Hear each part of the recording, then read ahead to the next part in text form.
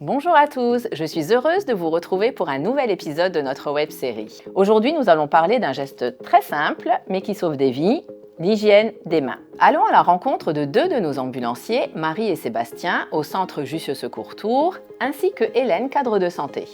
Mais avant ça, place au générique.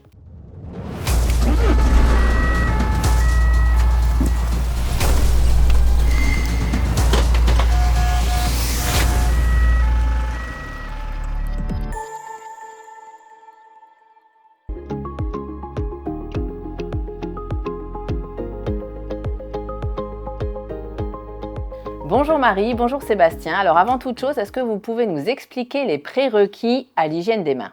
Bonjour Cynthia. L'hygiène des mains s'inscrit dans une logique d'hygiène corporelle globale et quotidienne pour instaurer une relation de confiance avec le patient, c'est-à-dire tenue professionnelle propre, cheveux attachés, barbe entretenue, et l'ambulancier doit être aussi vigilant quant aux odeurs pouvant incommoder comme les parfums, le café, le tabac ou encore l'odeur de transpiration. Enfin Cynthia, pour qu'une hygiène des mains soit efficace, les mains doivent être dépourvues de tout bijou. Pas de bague, ni bracelet, pas de vernis non plus, ni de faux ongles, résine, stickers, et les ongles doivent être propres et courts. Ok, super. Alors moi, j'entends souvent les ambulanciers parler de SHA, ou chat. Alors, ça veut dire quoi ? On parle de chat pour solution hydroalcoolique. Il s'agit de ce type de produit qui existe en flacon de poche, très pratique et à portée de main. Avec le chat, nous procédons à une désinfection des mains, par friction, ce qui permet d'éliminer l'ensemble des micro-organismes présents sur les mains. Tiens, alors est-ce qu'on se lancerait pas un petit défi version question vrai-faux ? Allez, je me lance. Alors, vrai ou faux, est-ce que le lavage des mains est plus efficace contre les germes que l'utilisation du gel hydroalcoolique ? Alors faux. La technique à privilégier dans le soin est la désinfection par friction hydroalcoolique. Elle est plus efficace, plus rapide, plus pratique et mieux tolérée. Elle élimine tous les germes présents dans les mains, contrairement au lavage simple des mains. Le lavage simple des mains à l'eau et au savon ne doit être effectué que si la désinfection par friction n'est pas possible, c'est-à-dire si les mains sont souillées, humides, poudrées. Le lavage des mains à l'eau et au savon est indiqué dans les gestes de la vie quotidienne, chez soi, et reste un indispensable dans la vie courante, après être allé aux toilettes, après s'être mouché, avant, après les repas. Si les mains sont souillées visuellement, dans ce cas, il faudra associer le lavage simple à la désinfection par friction. Exemple, gale et Clostridium difficile.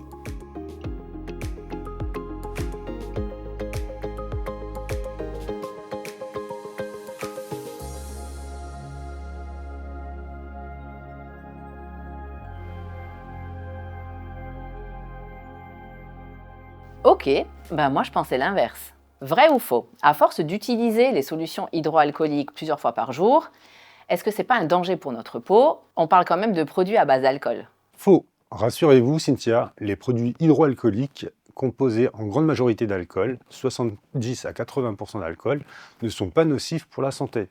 Ils ne contiennent pas de produits cancérigènes et l'alcool ne passe pas la barrière cutanée. Pas de danger non plus pour les femmes enceintes. Il faut éviter l'alternance entre la friction et le lavage des mains à l'eau, car cela favorise les irritations. La friction doit être privilégiée et elle peut être réalisée autant de fois que nécessaire, tant que les mains ne sont pas souillées, mouillées ou poudrées. Un petit conseil que je peux vous donner, n'hésitez pas à avoir de la crème pour les mains sur vous et en mettre dans la journée au moment des pauses pour protéger vos mains et régénérer le film lipidique de la peau, notamment l'hiver.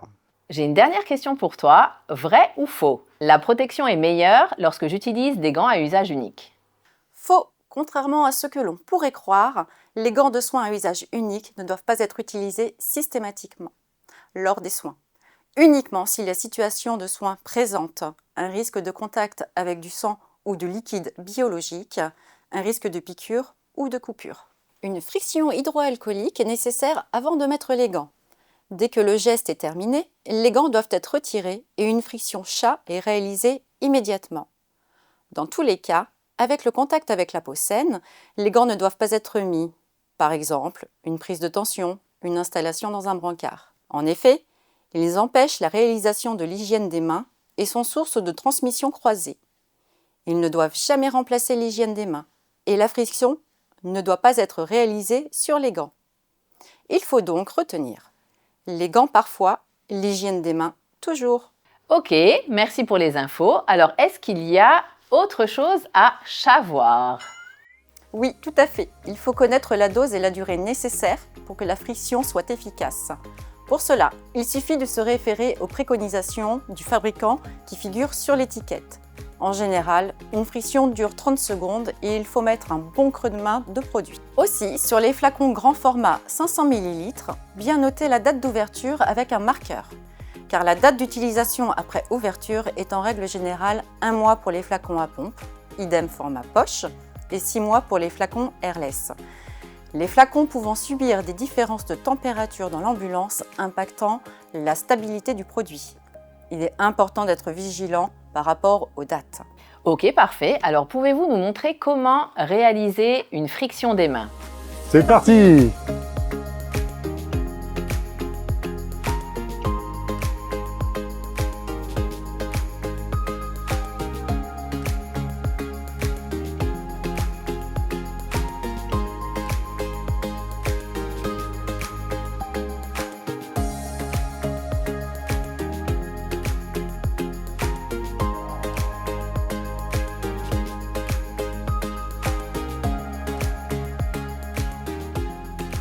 Voilà qui est beaucoup plus clair, merci Marie. À quel moment doit-on faire ça? Y a-t-il quelque chose de défini?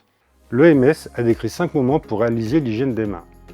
Avant de toucher le patient, avant un geste aseptique, après un risque d'exposition à un liquide biologique, après avoir touché le patient et après avoir touché l'environnement d'un patient. Merci à vous pour toutes ces précisions. Grâce à vous, nous avons compris que l'hygiène des mains n'est pas qu'un simple réflexe, mais un super pouvoir. Profitons maintenant d'être à Tours pour rencontrer Hélène, cadre de santé au centre Jussieu Secours Tours. Bonjour Hélène, pouvez-vous nous expliquer en quoi l'hygiène des mains est un élément indispensable pour nos ambulanciers? Bonjour Cynthia. Alors oui, l'hygiène des mains, c'est très important. C'est la mesure phare des précautions standards. Les précautions standards, ce sont des mesures de base qui permettent d'éviter la transmission croisée entre les soignants, les soignés et l'environnement, et également de protéger les soignants. Alors, il y a 6 précautions standards, la première étant l'hygiène des mains. La deuxième, c'est le port d'équipements de protection individuelle comme le masque, la surblouse ou les lunettes de protection. La troisième, c'est l'hygiène respiratoire, c'est-à-dire le port de masque par exemple quand on est enrhumé, ou la vaccination de manière communautaire. La quatrième précaution standard, c'est la prévention des accidents par exposition au sang ou au liquide biologique. La cinquième, c'est la gestion des excréta et la sixième, la gestion de l'environnement où l'on retrouve la gestion des déchets, le bio-nettoyage et la gestion du linge et des matériels et dispositifs médicaux. Alors les précautions standards sont à utiliser pour tout soin, en tout lieu, pour tout professionnel de santé et également les patients. Je crois savoir que l'hygiène est un peu votre domaine de prédilection. Pouvez-vous nous en dire un peu plus sur votre rôle au sein de Jussieu Secours Tours?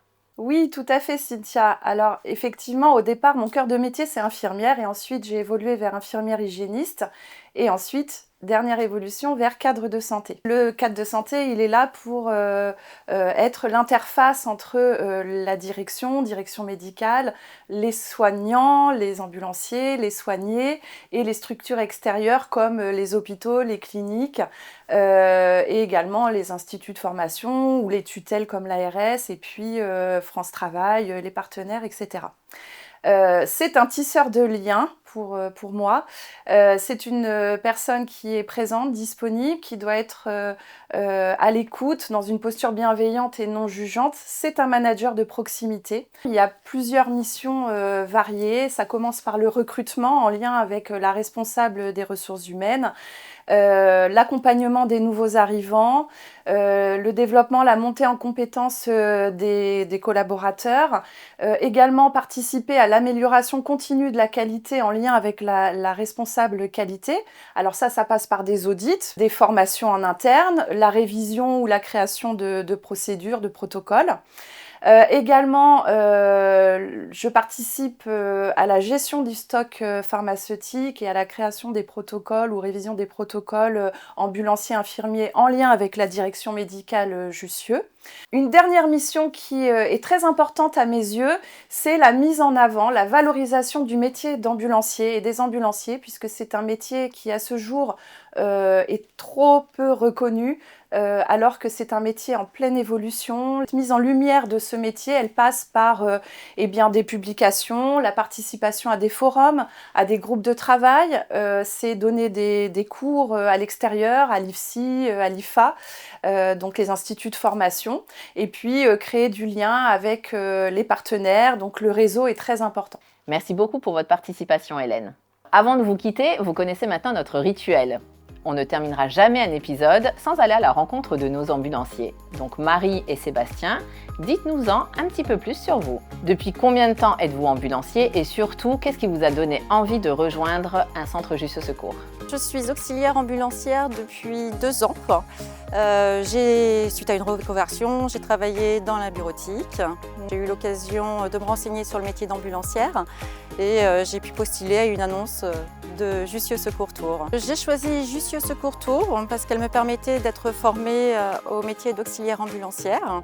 C'est une entreprise professionnelle reconnue qui m'a permis d'évoluer et par la suite de passer mon diplôme d'État. Ça fait 5 ans que je suis ambulancier. Avant, j'étais dans la fabrication de produits pharmaceutiques et cosmétiques. J'ai été touché par la maladie. Maintenant, aujourd'hui, tout va bien. J'ai voulu faire partie de la chaîne en fait, justement du soin. Maintenant, je m'épanouis dans ce métier-là. J'aime ce métier parce que je peux apporter mon soutien et un côté psychologique aux patients qui sont vulnérables.